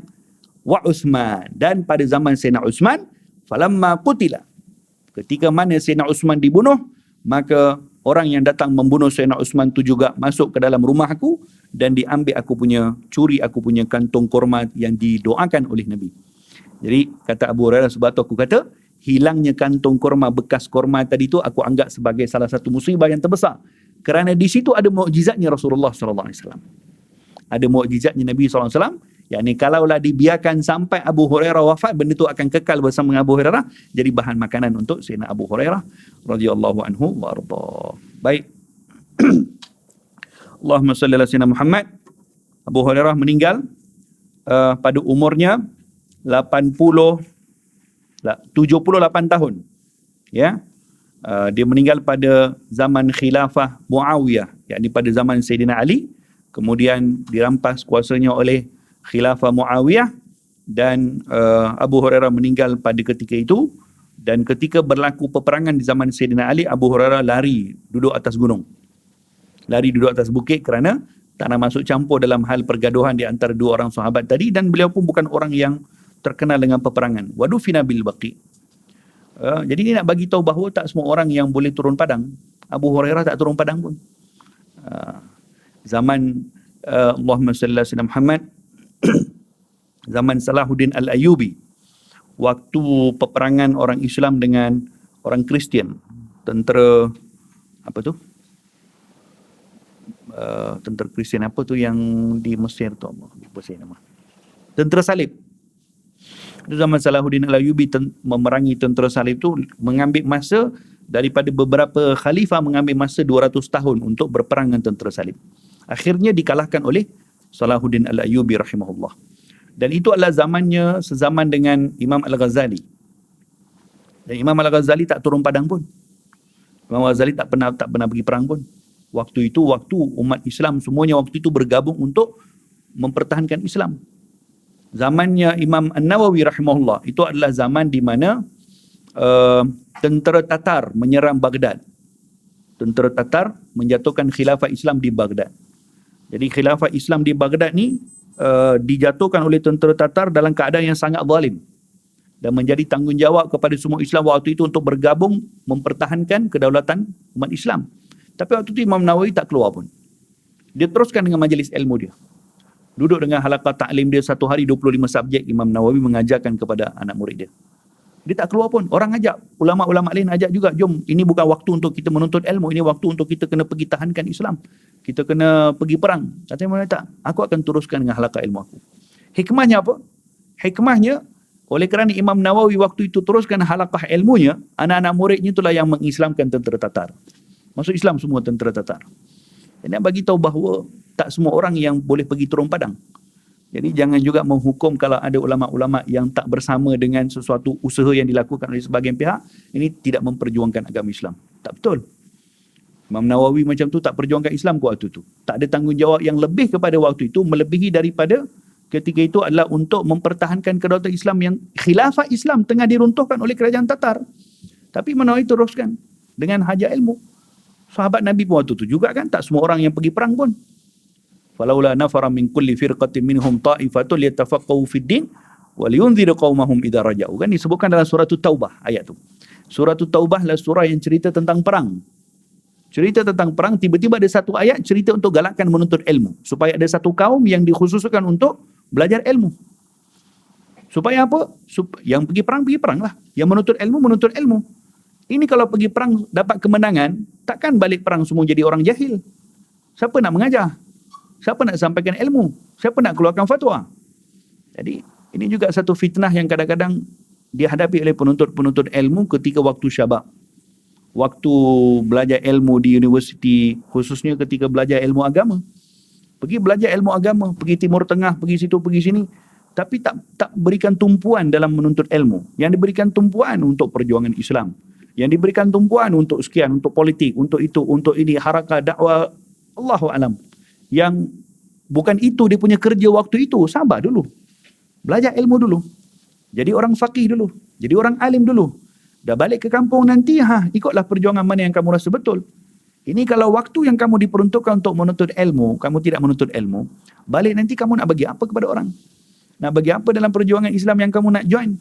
Ini fitnah yang terkena kepada penuntut ilmu kebanyakan, khususnya penuntut ilmu agama Islam, penuntut ilmu syariat, ini fitnah yang dihadapi. Kerana kegairahan mereka dengan fikrah-fikrah tertentu yang menyebabkan mereka letakkan prioriti untuk menuntut ilmu ni dikurangkan. Yang perlu lebih adalah benda-benda macam ni. Jadi akhirnya balik jadi tin kosong lah. Pandai bercakap, pandai berceramah, tapi tak ada ilmu. Ini fitnah. Ini fitnah yang besar. Dulu waktu di Mesir, dulu kami duduk dalam satu halaqah pengajian, ada satu orang bangun tanya soalan kepada Syekh Dr. Usama Al-Azhari.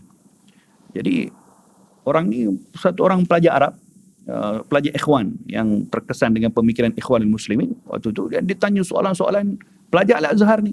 Dia tanya soalan macam mana kita ni sekarang Islam tengah dipermainkan, Yahudi tengah serang Palestin, umat Islam tengah diginikan, dekat 15 minit dia nak tanya soalan dalam pengajian, tapi dia pula yang syarahkan. Syekh dengar je daripada depan, duduk diam, Syekh dengar, tengok, angguk-angguk kepala. Kegairahan dia. Tapi kalau dengar bercakap tu, kalau khutbah kat sini memang habis, semua tak tidur lah. Memang lepas kalau dengar khutbah je semua keluar ambil pedang pergi berjuang. Yang ni gairahnya dengan semangat yang dia ada waktu tu. Syekh dengar. Yang dia cakap tu semua betul. Perjuangan untuk Islam semua je betul. Lepas tu dah habis, dia kata, dah habis dah soalan kamu, duduk. Apa yang kamu cakap ni, tunggu kamu jadi orang alim balik nanti baru kamu buat. Itu je saya jawab. Yang kamu cakap ni semua betul. Kamu kena bantu perjuangan Islam. Kamu kena bantu sekian. Ini orang Islam tengah ditindas. Orang Yahudi sedang ditindas. Kamu kena sekian, kamu kena sekian. Betul. Apa yang kamu cakap tu betul. Tapi bukan tu waktunya untuk kamu sekarang. Sekarang perjuangan kamu berada di jalan Allah Ta'ala sebagai seorang talabatul ilm. Dan kalau kamu mati sekarang, kamu akan mati sebagai mati syahid. Kerana kamu berada dalam menuntut ilmu. Dan kamu tidak ada tuntutan waktu ini untuk angkat senjata pergi perang. Kerana bukan tugas kamunya itu. Tugas kamu sekarang ni, jadi orang alim dululah. Supaya balik nanti, bantulah di mana wadah yang kamu rasakan benar dengan ilmu yang kamu ada. Tapi kalau kamu balik dengan semangat yang kamu ada, kamu tak ada ilmu, kamu boleh buat apa? Orang katanya fatwa, kamu akan garu kepala lah. Orang katanya hukum, kamu akan kata, saya agak lah macam ni kot. Orang, dia tak boleh nak jawab. Dia tak boleh nak mengajar dengan ilmu yang mantap. Kerana dia tidak melalui proses pembelajaran yang serius. Ini nasihat yang biasa saya nasihatkan kepada adik-adik yang biasa pergi nak belajar ke Timur Tengah apa semua, saya nasihatkan. Pergi belajar ke Timur Tengah, kamu pergi dengan wang zakat, kamu pergi dengan wang orang ramai, sumbangan orang ramai, atau daripada mak bapak kamu sendiri pun, pergi sebagai seorang penuntut ilmu yang nak dapatkan ilmu daripada di situ, belajar sungguh-sungguh daripada para ulama. Mujalasatul ulama, dekat dengan para alim ulama, duduk di situ dengan ulama-ulama Al-Azhar. Ya, kalau kamu nak pergi Al-Azhar, kamu tak setuju dengan ulama Al-Azhar, buat apa kamu pergi? Tak payah bazir duit lah. Duduk sini je. Ini pergi Al-Azhar, pakai duit Majlis Agama Islam, bagi zakat, orang ramai, jiran-jiran semua bagi duit, pergi sana, dia kutuk pula ulama Al-Azhar. Kata ulama Al-Azhar ni ulama syaitan, ulama Al-Azhar ni adalah sekian. Sebab apa? Sebab terkesan dengan fikrah-fikrah yang tertentu. Ini tak betul. Jadi buat apa kamu pergi ke Al-Azhar tersebut? Kamu duduk sini je lah. Tak payah pergi situ, bazir duit orang ramai dan harapan orang ramai doa mak bapak kamu. Jadi fitnah. Jadi kalau ada anak-anak yang pergi belajar ke Timur Tengah, khususnya Timur Tengah. Saya sebutkan Timur Tengah kerana saya sendiri melalui dan melihat depan mata bagaimana pelajar-pelajar di situ yang tidak serius dalam menuntut ilmu, balik tak ada apa pun. Dia bolehlah bawa balik sijil, itu pun kalau dapat lah, kalau lulus. Balik tak boleh. Buka kitab tak boleh baca. I'rab, Allahumma salli Muhammad, tak boleh nak baca kitab dengan bagus. Tak boleh nak deliver ilmu dengan amanah yang betul daripada apa yang ada dalam turas. Kerana dia tidak melalui proses-proses seperti itu. Dia bolehlah ceramah. Ceramah siapa boleh ceramah? Tak susah nak ceramah ni, senang. Buka YouTube. 1 jam buka YouTube. Lepas tu, sampaikanlah apa yang ada kat YouTube tu. Tak susah jadi penceramah, senang. Kan? Tuan-tuan pun boleh jadi penceramah. Zaman sekarang, Masya Allah, semua orang boleh ceramah. Kan? Tak susah. Tapi kalau tak melalui proses pembelajaran ilmu yang betul, maka dia tidak akan dapat apa yang ada dalam kitab-kitab turas, dan dia akan jadi orang yang bercakap adalah hawa, jadi bercakap di awang-awangan, tak boleh sampaikan ilmu dengan betul. Jadi tuan-tuan puan-puan rahimakumullah, tanggungjawab kita hari ini bukan hanya berseronok sampai anak-anak kita belajar dalam bidang-bidang yang tertentu, kita akan seronok, kita alhamdulillah anakku dah sampai ke Timur Tengah. Jangan. Anakku sampai ke Yaman, seronok dah. Nanti dulu. Jangan seronok dulu. Apa yang dibuat di situ? Dia belajar ke? Dia duduk dengan ulama ke situ? Berapa banyak kitab yang dia dah khatam? Ini zaman kita sekarang, zaman orang semua dah ada handphone. Dia tak payah pergi kuliah, tak payah pergi belajar apa semua. Dia akan ada macam-macam kerja. Sebab tu kalau di Mesir ni, biasa kalau kita sampai situ, biasa akan diingatkan, katanya di Mesir ni kalau kamu datang, sama ada 2. Kamu balik jadi macam Nabi Musa, atau kamu balik jadi macam Firaun. Kamu ada pilihan. Nak jadi macam Nabi Musa, ini Ardul Anbiya. Kamu nak jadi macam Firaun, ini juga Ardul Fara'inah. Bumi Firaun. Jadi dia tidak stop setakat itu saja, tapi tanggungjawab yang perlu diberikan, mereka sedang melalui fikrah yang seperti apa, dan ini semua yang akan berikan kesan kepada masyarakat bila dibalik ini. Baik, kita ambil sedikit faedah daripada hadis ni, daripada Abu Hurairah radhiyallahu anhu, katanya, sami'tu Rasulullah sallallahu alaihi wasallam yaqul, aku mendengar Nabi sallallahu alaihi wasallam menyebutkan, ma nahaitukum anhu, apa yang aku larang kalian untuk melakukan daripada perkara-perkara yang haram, maka fajtanibuh, yakni jauhkanlah sungguh-sungguh perkara yang aku larang kamu. Yang aku suruh kamu buat, kata Nabi, wa ma amartukum, yang aku suruh kalian untuk buat, fa'tu minhu mastata'tum, buatlah sekadar mana yang mampu. Cuba tengok hikmahnya Rasulullah di sini, tuan-tuan puan-puan. Pertama, Nabi sebut yang dilarang terus tinggal, tapi yang disuruh buat sekadar mana yang mampu.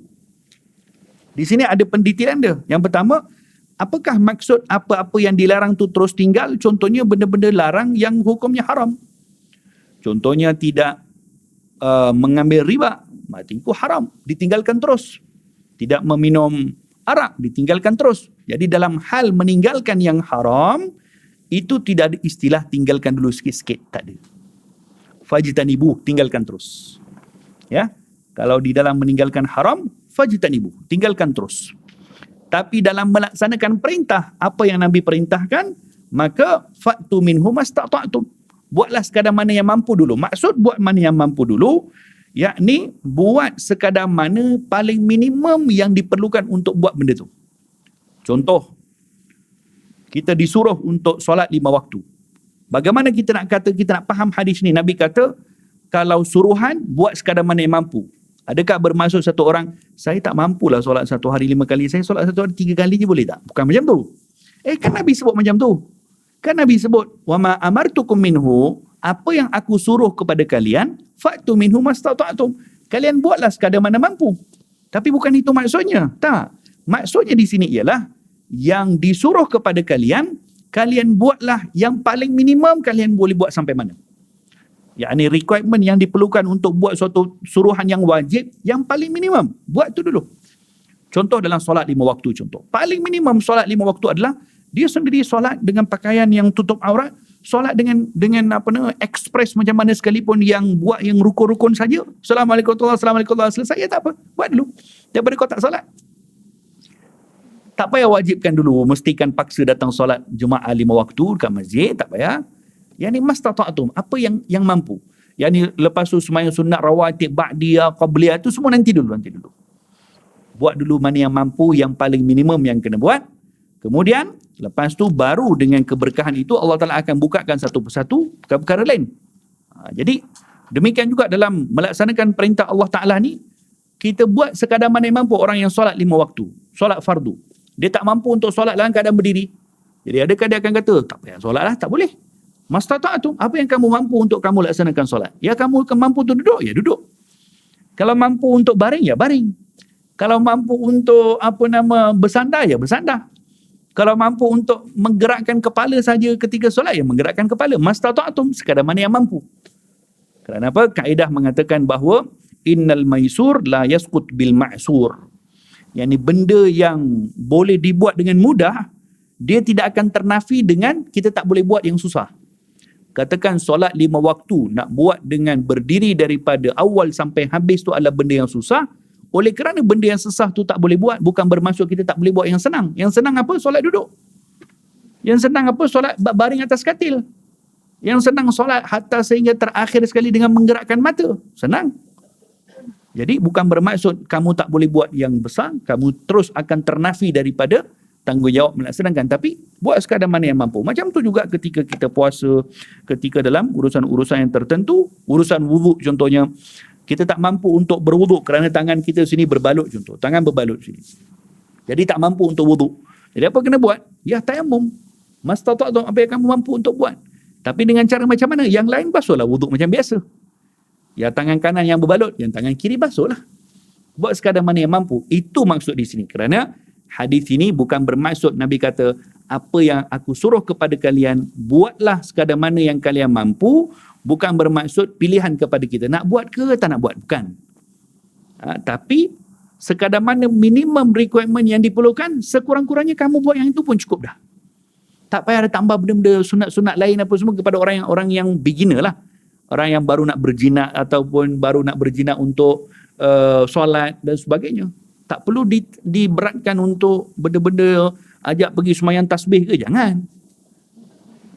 Ini orang baru nak belajar solat, diajarkan solat pertama, diajarkan solat tasbih. La haula wala quwwata illa billah. Macam dulu ada satu orang datang, dia pertama sekali datang solat kat masjid.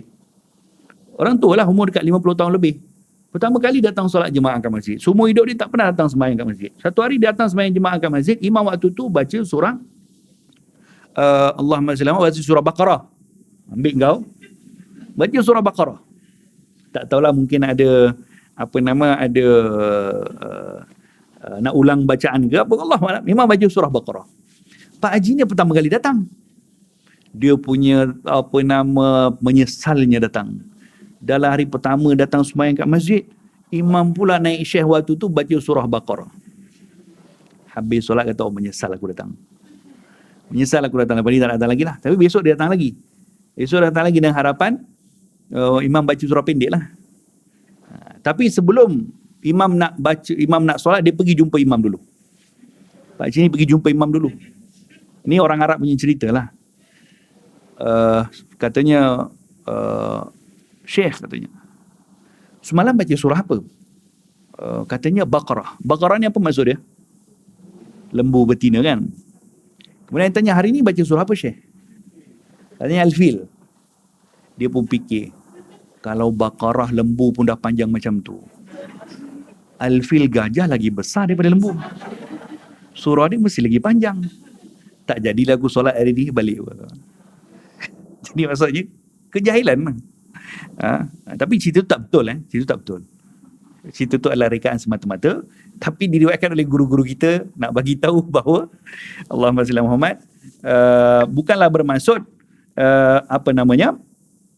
benda yang kita tidak mampu buat, ataupun yang kita tak boleh buat sikit, kita tak tinggalkan semua. Kalau mampu untuk datang solat jemaah satu hari sekali, jadi boleh datang solat dekat masjid, datang, alhamdulillah. Jadi pelan-pelan akan dibukakan pintunya, hatinya oleh Allah Ta'ala. Jadi demikian maksudnya, maksud daripada hadis ini adalah kalau tak mampu untuk buat yang besar, maka buat yang kecil. Bukan bermaksud kalau tak mampu buat yang besar, maka semuanya akan ditinggalkan. Kemudian baginda Rasulullah sebutkan lagi pada akhir hadis ni, fa innama ahlakal ladzina min qablikum, sesungguhnya Allah Ta'ala telah binasakan umat-umat sebelum daripada kalian kerana apa? Kasratu masailihim, yakni terlalu banyak dia punya songai dia. Umat-umat zaman dulu Allah Ta'ala binasakan sebab terlalu banyak soalan-soalan, terlalu banyak pertanyaan-pertanyaan yang tidak ada keperluan. Macam Nabi Isa alaihi salam diminta oleh Bani Israel untuk dapatkan makanan daripada langit. Daripada disuruh kepada Nabi Isa untuk turunkan makanan daripada langit. Hal yastati'u rabbuka an yunzila 'alaiha ma'idatan minas sama'. Jadi Nabi Musa pun pernah berlaku juga benda ni. Nabi Isa pun pernah berhadapan dengan situasi seperti ini. Adakah Tuhan kau mampu untuk turunkan makanan daripada langit? Maka Nabi Isa pun berdoa kepada Allah. Allah Ta'ala turunkan makanan betul. Tahu apa yang diturunkan? Roti dengan daging. Roti dengan daging daripada langit. Tak tahulah apa rupa macam Pizza Hut kot. Yang penting roti dengan daging. Diturunkan, dimakan. Kemudian lepas makan, apa mereka kata? Air tak ada ke? Ini perangai Bani Israel. Tengok. Dah dapat makanan sedap, dia minta air pula. Jadi banyak sangat dia punya permintaan yang tak ada keperluan. Banyak songai dia. Macam mana Nabi Musa AS juga berhadapan dengan mereka. Dah minta makanan daripada langit, minta itu, minta ini. Kemudian akhir sekali bila nak ajak beriman kepada Allah, mereka kata arinallah jahra. Tunjukkan Allah Ta'ala depan mata kami, baru kami nak beriman. Awalnya dulu diminta macam-macam untuk apa? Untuk diberiman kepada Allah. Dia minta itu, minta ini, dengan harapan semuanya Nabi Musa akan mintakan dan akhirnya mereka akan beriman. Tapi tak jadi macam tu pun. Akhir sekali arinallah. Boleh tak tunjukkan Allah depan mata kami?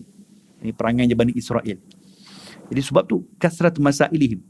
Terlalu banyak soalan kadang-kadang membawa binasa. Dia sahaja. Dia bukan tanya soalan sebab nak tahu. Sahaja, tak ada kerja. Ada orang macam tu. Semalam ada orang call. Dia biasalah call saudara juga. Biasa call ni, ini popok macam ni lah. Popok yang tanya soalan yang tak ada keperluan. Dia call tanya, Ustaz, saya ada soalan nak tanya. Apa tahu dia tanya dia? Allahumma salli ala Muhammad. Yang ni soalan kita pun fikir, apa manfaat agaknya ditanya soalan macam ni? Ke duduk rumah tak ada kerja, fikir aku nak tanya apa dengan Ustaz Bashir hari ni? Mungkin macam tu kot dipikir. Kita dengan nak pergi ceramahnya, nak uruskan yayasannya, uruskan madrasahnya, nak pergi kuliah maghribnya, nak murajaah kitab lagi, nak drivingnya, sambil driving kita ulang kaji dengar syarahan ulama. Dia pula tanya soalan, ya kita harapkan mungkin ada soalan penting kot. Ditanya soalan apa tahu. Jadi bila ditanya soalan tu saya terus fikir ni. Patutlah umat zaman dulu Allah Ta'ala hancurkan sebab apa? Banyak sangat soalan dengan Nabi mereka. Tanya soalan, Allah lupa saya. Dalam bacaan tahiyat kita. Ustaz, dalam tahiyat asyhadu la ilaha illallah asyhadu anna Muhammadar Rasulullah. Tapi boleh tak Ustaz kalau saya tukar sikit, asyhadu la ilaha illallah wa asyhadu anna Muhammadan abduhu wa rasuluh. Kata kau ni dah kenapa? Batal tak solat saya? Itu dia. Tahu pun tension dengan soalannya tu. Kita kenapa nak tukar? Tapi saya cakap kenapa nak tukar macam tu? Lah kan sama-sama syahadah kan. Asyhadu la ilaha illallah asyhadu anna Muhammadar Rasulullah. Tukar sikit je. Asyhadu la ilaha illallah asyhadu anna Muhammadan abduhu wa rasuluh. Sama je. Okay. Jadi tahap fikir orang tu mungkin dia pun fikir, mungkin kot dia fikir, boleh ke tukar-tukar macam tu kan? Kita husnudzan lah kot, mungkin dia fikir macam tu kan. Tapi dia bukan biasa, bukan sekali tanya, dia memang akan call kadang-kadang tanya soalan-soalan yang kira-kira kalau ditanya tu saya akan berfikiran, dia mesti tak ada benda nak buat kat rumah ni. Mesti dunia dia ni dunia yang tak hadapi masalah, tak ada benda yang dia nak selesaikan kot. Dia fikir apa agaknya benda-benda baru nak tanya. Jadi nak bertanya soalan ni, tanya soalan yang perlu sudahlah. Jangan tanya soalan-soalan yang tak ada keperluan. Nak tanya soalan boleh. Tapi jangan tanya soalan yang tidak ada keperluan. Kerana apa? Dulu, Bani Israel dulu Allah Ta'ala hancurkan sebab itulah. Tanya soalan yang macam-macam dengan Nabi Musa AS. Berlaku satu pembunuhan di kalangan Bani Israel. Mereka tak boleh selesaikan siapa yang bunuh. Jadi akhirnya datang pada Nabi Musa untuk tanya siapa yang bunuh. Maka Nabi Musa pun kata, minta kepada Allah Ta'ala. Allah Ta'ala kata, kepada mereka, untuk apa? Antadbahu baqarah, sembelih seekor sapi betina. Itu je. Arahan Allah Ta'ala, kalau nak tahu siapa yang bunuh, suruh mereka tadbahu baqarah. Suruh mereka sembelih sapi betina. Itu je Allah sebut. Tapi Bani Israel punya perangai kan macam tu. Dia tanya lagi, sapi betina? Mana nak dapat sapi betina, Musa? Nak cari sapi betina yang saiznya macam mana? Yang warna apa? Besar ke tak besar? Umur berapa? Allah Ta'ala tak suruh kau pun tanya macam tu semua.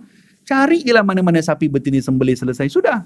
Tapi kerana apa? Kerana kasrat masailihim. Yakni saja nak bagi tension Nabi Musa. Dia tak nak buat pun. Dia tak nak buat. Tapi dia sengaja tanya supaya dengan harapan akhirnya Nabi Musa kata tak payah buat lah.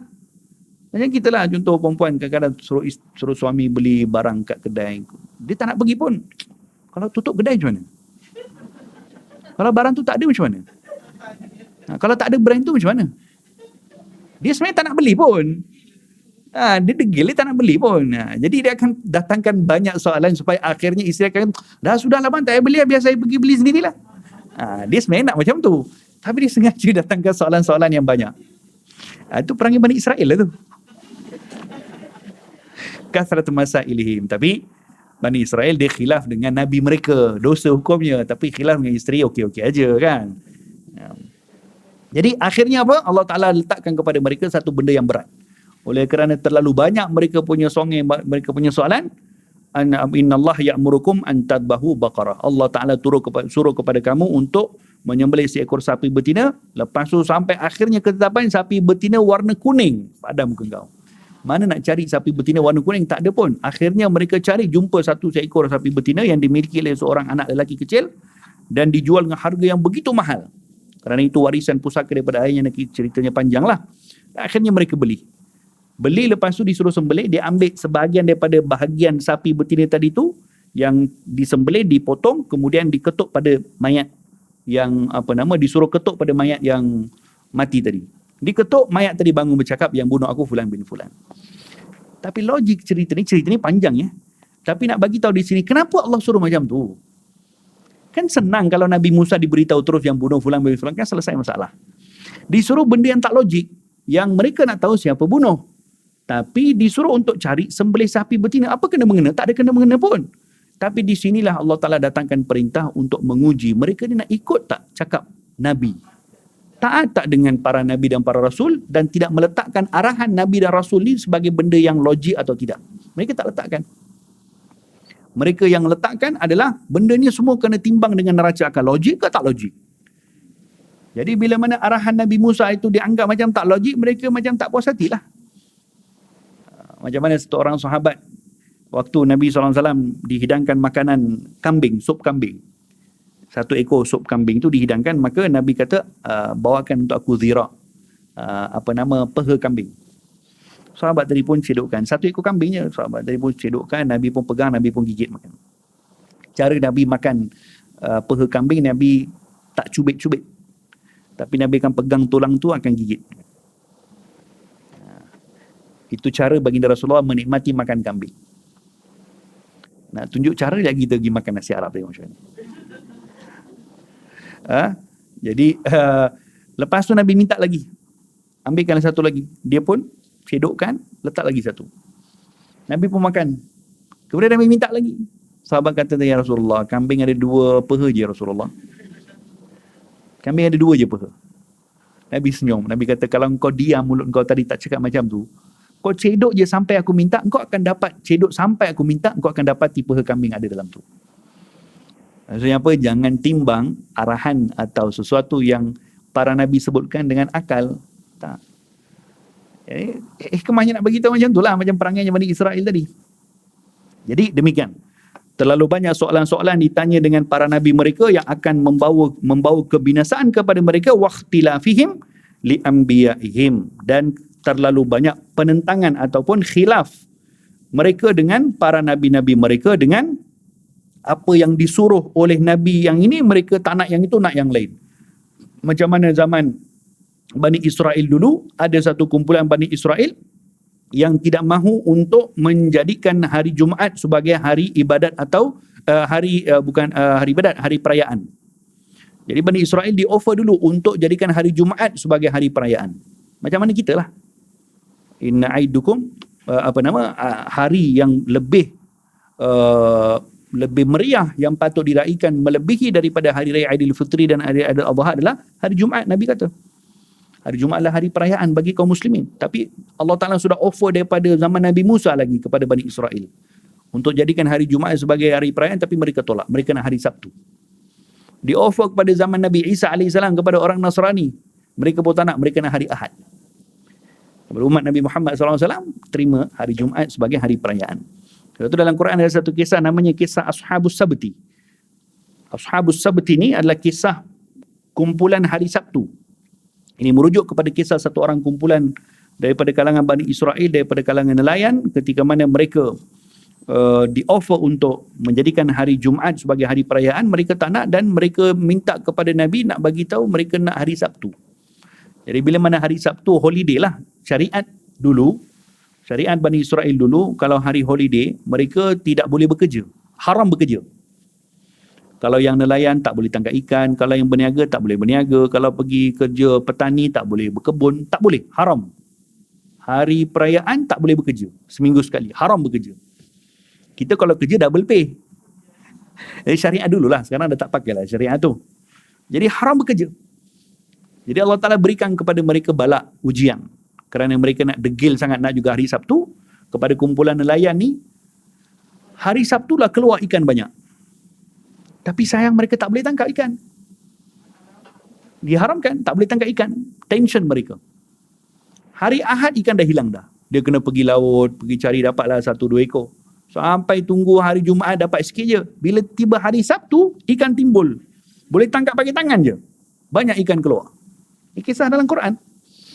Jadi mereka pun pening, apa nak buat ni? Sebab mereka yang minta hari Sabtu nak buat macam mana? Kalau mereka minta ikut pada apa yang di-offer oleh Nabi tadi hari Jumaat, maka selesai masalah mereka, hari Sabtu dapat ikan banyak. Tapi Allah berikan ujian. Jadi waktu itu mereka didatangi oleh satu orang lelaki tua, seorang syekh. Yang datang tu Iblis. Iblis datang bagi tahu, kamu nak tak saya berikan kepada kamu satu idea, kamu boleh keluar daripada masalah ni.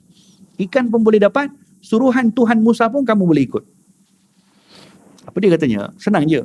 Hari Jumaat nanti, kamu buat satu parit daripada laut tadi tu, daripada pantai tu, buat parit, lepas tu gali lubang dekat daratan sini, dekat pantai. Buat lubang. Supaya apa? Nanti kalau ikan tu datang semua, ikan tu terus akan masuk ke lubang tadi, yang digali tu. Lepas tu kamu tutup je pintu keluar. Jadi maksudnya kamu tangkap tak? Kamu tak tangkap ikan. Kan dilarang kepada kamu untuk tangkap ikan. Sekarang ni kamu buat parit pun hari Jumaat. Ikan tadi tu akan masuk ke lubang yang digali ke kolam tadi tu, kemudian kamu tutup jalan keluar ikan tu. Jadi bila hari Sabtu nanti kamu tinggal kutip je ikan tu yang dah penuh dekat kamu punya lubang-lubang yang kamu buat. Seronok mereka dengar idea tu. Jadi besoknya, minggu depannya mereka buat macam tu. Hari Jumaat digali parit banyak-banyak ataupun lubang banyak-banyak yang boleh kira-kira ikan tu daripada laut kalau keluar terus boleh masuk ke situ, kemudian ditutup. Lepas tu besoknya dia ambil ikan banyak. Lepas tu mereka datang kepada Nabi Musa untuk mengolok-ngolokkan Nabi Musa. Tengok ya Musa, apalah kau punya Tuhan? Bagi kepada kami sekian, tapi kami berjaya untuk memperbodohkan kamu dan Tuhan kamu. Jadi akhirnya Allah Ta'ala turunkan azab kepada mereka. Satu kumpulan nelayan tu semua tu jadi kera. Kunu kiradatan khasi'in. Jadilah kamu kera-kera yang khasi', yang teruk. Ya, kerana apa? Kerana ikhtilafihim li anbiya'ihim. Terlalu banyak mereka punya penentangan dengan para nabi mereka. Sama juga Bani Israel ketika Nabi Musa ajak pergi masuk ke Palestin untuk memerangi kaum Jabbarin. Apa kata mereka? Idhab anta wa rabbika faqatila inna hahuna qa'idun. Ya Musa, kau pergilah dengan kau punya Tuhan, pergi dulu masuk, pergi perang dulu. Nanti dah menang nanti baru roja kami. Kami duduk di sini dulu. Tapi tidak berlaku begitu kepada para sahabat Rasulullah sallallahu alaihi wasallam. Sahabat ketika Nabi ajak pergi perang Badar, apa mereka kata? Ya Rasulullah, al-harbu ma'aman harabta wa silmu ma'aman salamta. Kami akan berperang dengan siapa yang kau perang, kami akan berdamai dengan siapa yang kamu berdamai. Kalau kamu suruh kami berjalan di atas lautan pun kami akan jalan. Dan memang hakikatnya macam tu, kerana mereka meletakkan suruhan Nabi itu sebagai satu perkara yang agung. Satu kumpulan sahabat Nabi hantar pergi musafir. Nabi kata, kamu nak pergi ke satu negeri tu, laluan kamu yang ni straight je.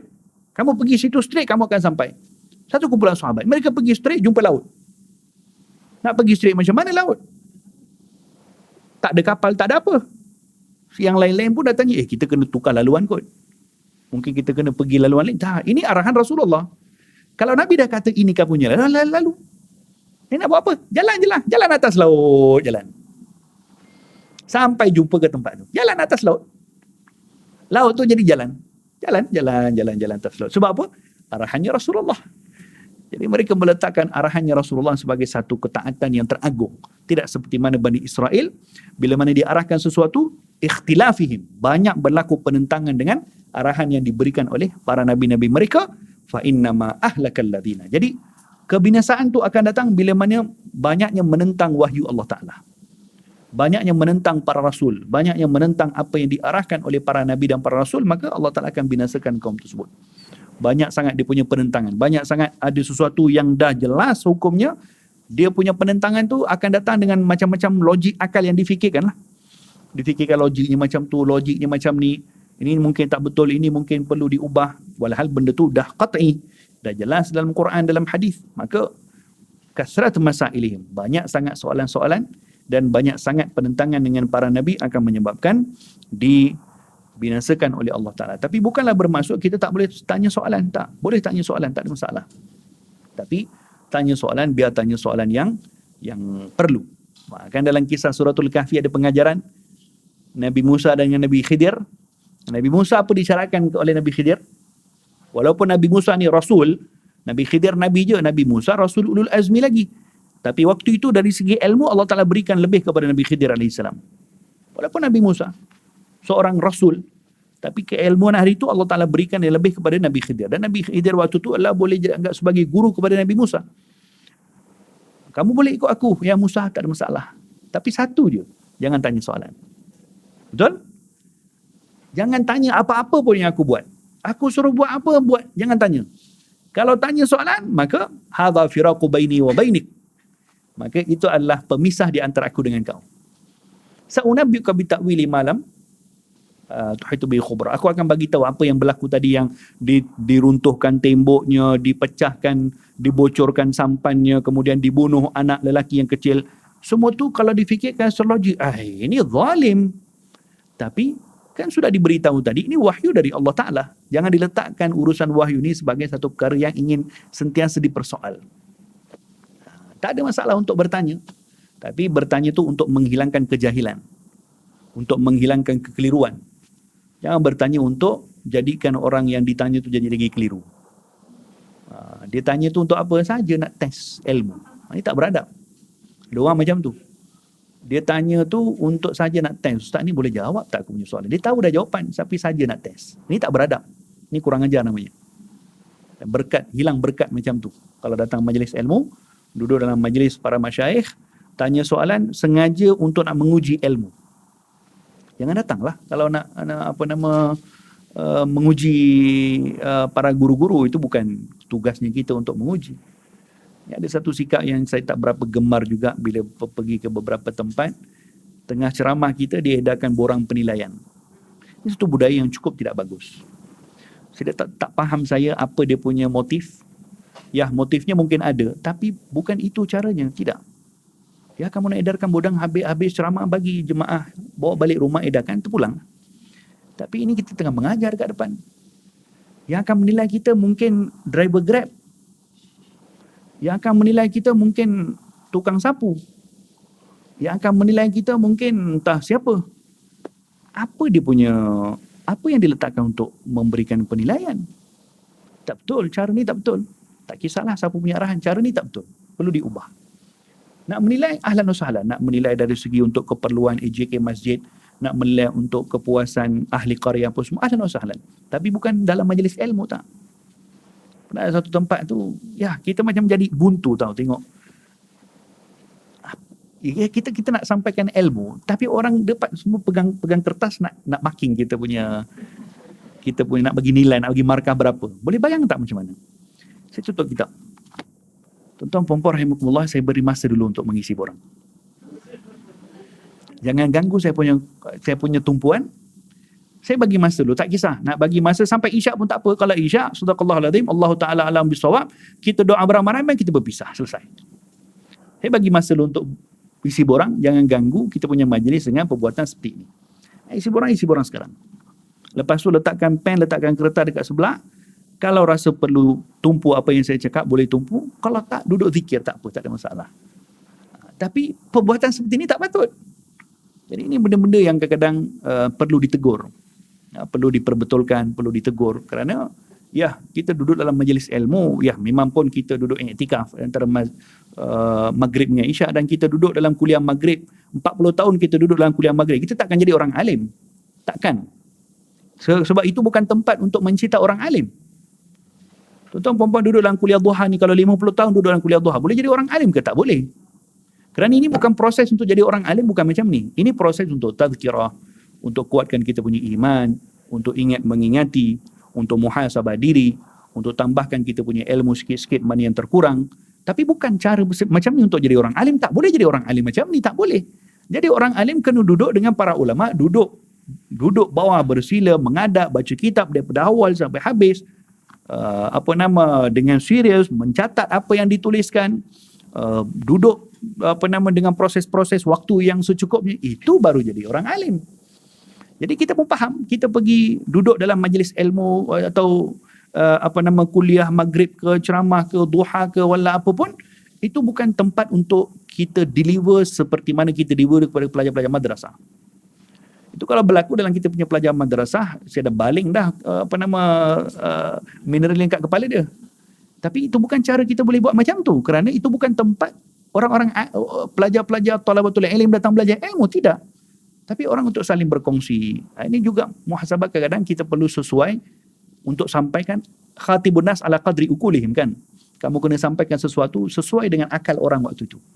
Kita tak boleh ajar orang ramai semua subjek yang kita ajar dekat madrasah. Tak kena tempat. Jadi itu satu hal, itu daripada pihak yang menyampaikan. Yang mendengar pun macam tu juga. Walaupun itu bukan tempat untuk dia menganggap dirinya untuk jadi orang alim, tapi kehormatan majlis ilmu tetap ada. Keberkatan majlis ilmu tetap ada. Turunnya rahmat Allah tetap ada. Dianggap sebagai majlis zikir tetap ada. Naungan para malaikat tetap ada. Semua tu ada dalam majlis tersebut, walaupun majlis tersebut adalah bukan majlis yang serius untuk mencetak para ulama. Tapi namanya keberkatan Raudhatun min Riyadhil Jannah tetap ada. Jadi sekurang-kurangnya letakkan sedikit daripada kehormatan kita dalam Raudhatun min Riyadhil Jannah. Maka insya-Allah akan ada keberkahan. Banyak kadang-kadang kita, kalau pernah lalu ilah, kita duduk dengar dalam ceramah apa semua, keluar je pintu tu hilang kosong, tak ingat apa pun. Satu benda pun tak ingat. Hilang terus macam tu je. Walhal dia duduk dekat 2 jam dalam majlis. Dia duduk dengar ceramah ustaz tu dekat 1 jam lebih, duduk sambil sandar dia dengar. Tapi habis sembahyang isyak, ke tengah-tengah ni ustaz cakap apa tadi? Haram sepatah, tak ingat apa pun. Sebab apa? Sebab mungkin waktu tu dia duduk, dihulurkan kaki menghadap ke arah ustaz tu. Sampai goyang-goyang kaki dia gitu. Dia pasang telinga, dan dia tak tahu perbuatan tersebut akan menyebabkan guru tu akan rasa tak patut, tak ada adab. Tapi tak tegur lah, sebab ni majlis bukan majlis untuk mencetak ilmuan. Majlis tazkirah, majlis untuk kongsi berkongsi, majlis yang kita panggil yang ringan lah. Tetapi kepada yang duduk dalam majlis tu, dia sendiri yang akan bawa pulang apa bahagian dia daripada majlis tersebut. Guru tu akan mengajar, dia akan pergilah mengajar tempat lain, tak ada apa pun. Tapi kita yang duduk, yang habiskan 1 jam, yang habiskan 2 jam, kita sendiri yang akan menghukum dan menjadi asbab apa yang kita akan bawa pulang daripada majlis tersebut. Jadi ini benda-benda yang tapi kadang-kadang kita duduk dalam sebahagian majlis para masyayikh ni kena berhati-hati lah. Mereka tak boleh terima benda-benda macam tu. Duduk dalam majlis Syekh Nuruddin contohnya. Dia tak boleh, walaupun duduk dalam majlis ilmu yang umum, dia orang siapa pun, kalau nak duduk ketika Syekh Nuruddin mengajar, semua orang kena duduk depan. Tak ada yang duduk dekat belakang bersandar ke apa ke, dia datang duduk sekejap, dia ni datang duduk tahiyatul masjid ke antara maghrib dan isyak, dia bukan nak join kelas pun tak. Pakcik kat belakang tu, kalau nak duduk dalam masjid, dalam majlis saya tengah berjalan, duduk dekat sini. Kalau tak nak, balik. Pergi balik. Macam tu je, dia tegur. Kerana apa? Kerana mereka melalui proses yang seperti itu. Belajar ilmunya macam tu. Syekh Nuruddin kalau duduk dalam satu majlis, kalau duduk bersila daripada awal sampai habis, bersilalah dia. Takkan berubah sikit pun dia punya kaki. Jadi kita yang kena letakkan apa yang kita akan bawa pulang daripada satu-satu majlis ilmu. Yang akan kita bawa pulang adalah ilmunya. Yang akan kita bawa pulang adalah perut kita yang akan kenyang sekejap lagi kalau dapat makan. Yang akan kita bawa pulang adalah masa kita yang kita terisi dengan 2 jam tanpa ada apa-apa. Masing-masing akan membawa pulang haknya masing-masing dalam suatu majlis. Dan keberkahan tu kita tak tahu berkatnya. Ada satu orang syekh, satu orang guru kami di Mesir, ulama hadis yang hebat, masya-Allah tabarakallah. Dia punya hafalan hadis tu luar biasa. Jadi ceritakan berkat dia punya hafalan hadis tu boleh luar biasa sebab satu hari ayahnya pernah bawa dia, waktu ayahnya dukung dia masih kecil lagi, masih baby lagi. Ayah dia bawa dia pergi masuk dalam satu majlis, duduk dekat belakang sekali. Dan majlis tu dia hadir seorang ulama besar di Mesir waktu tu. Dalam majlis tu syekh tu berikan ijazah hadis kepada semua orang. Dan aku waktu itu, ni bapaknya orang biasa, bukan orang ahli pun. Bapaknya waktu tu kerana mahabbah kepada ilmu, mahabbah kepada para ulama, bapak tu waktu tu berniat, ya Allah, aku ni tak layak untuk dapatkan ijazah hadis, aku tak faham apa benda pun. Tapi aku doa pada engkau, mudah-mudahan ijazah ni dengan berkat aku dokong aku punya ni sampai kepada dia. Nanti itu berkat ayah aku pernah sekali je bawa ke majlis Syekh Fulan, saya tak ingat apa nama Syekh tu. Aku jadi Allah Ta'ala bukakan aku punya hati, hafalan hadisnya luar biasa. Itu kalau kutubus sittah, semuanya di dalam kepala dia. Kerana apa? Kerana berkat ayahnya dulu bawa ke majlis para ulama. Jadi kita tak nampak hari ni keberkatan bawa budak kecil ni, kita tak nampak hari ni. Tapi insyaAllah satu hari kalau mak bapaknya letakkan satu niat yang bagus, dia akan berikan kesan. Walaupun budak-budak datang majlis semua, dia bukan nak dengar sangat pun.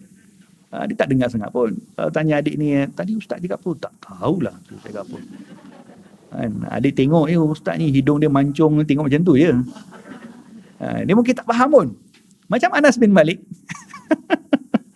Macam Anas bin Malik radhiyallahu anhu arda. Anas bin Malik waktu duduk dengan majlis Nabi, waktu tu umurnya berapa tahun?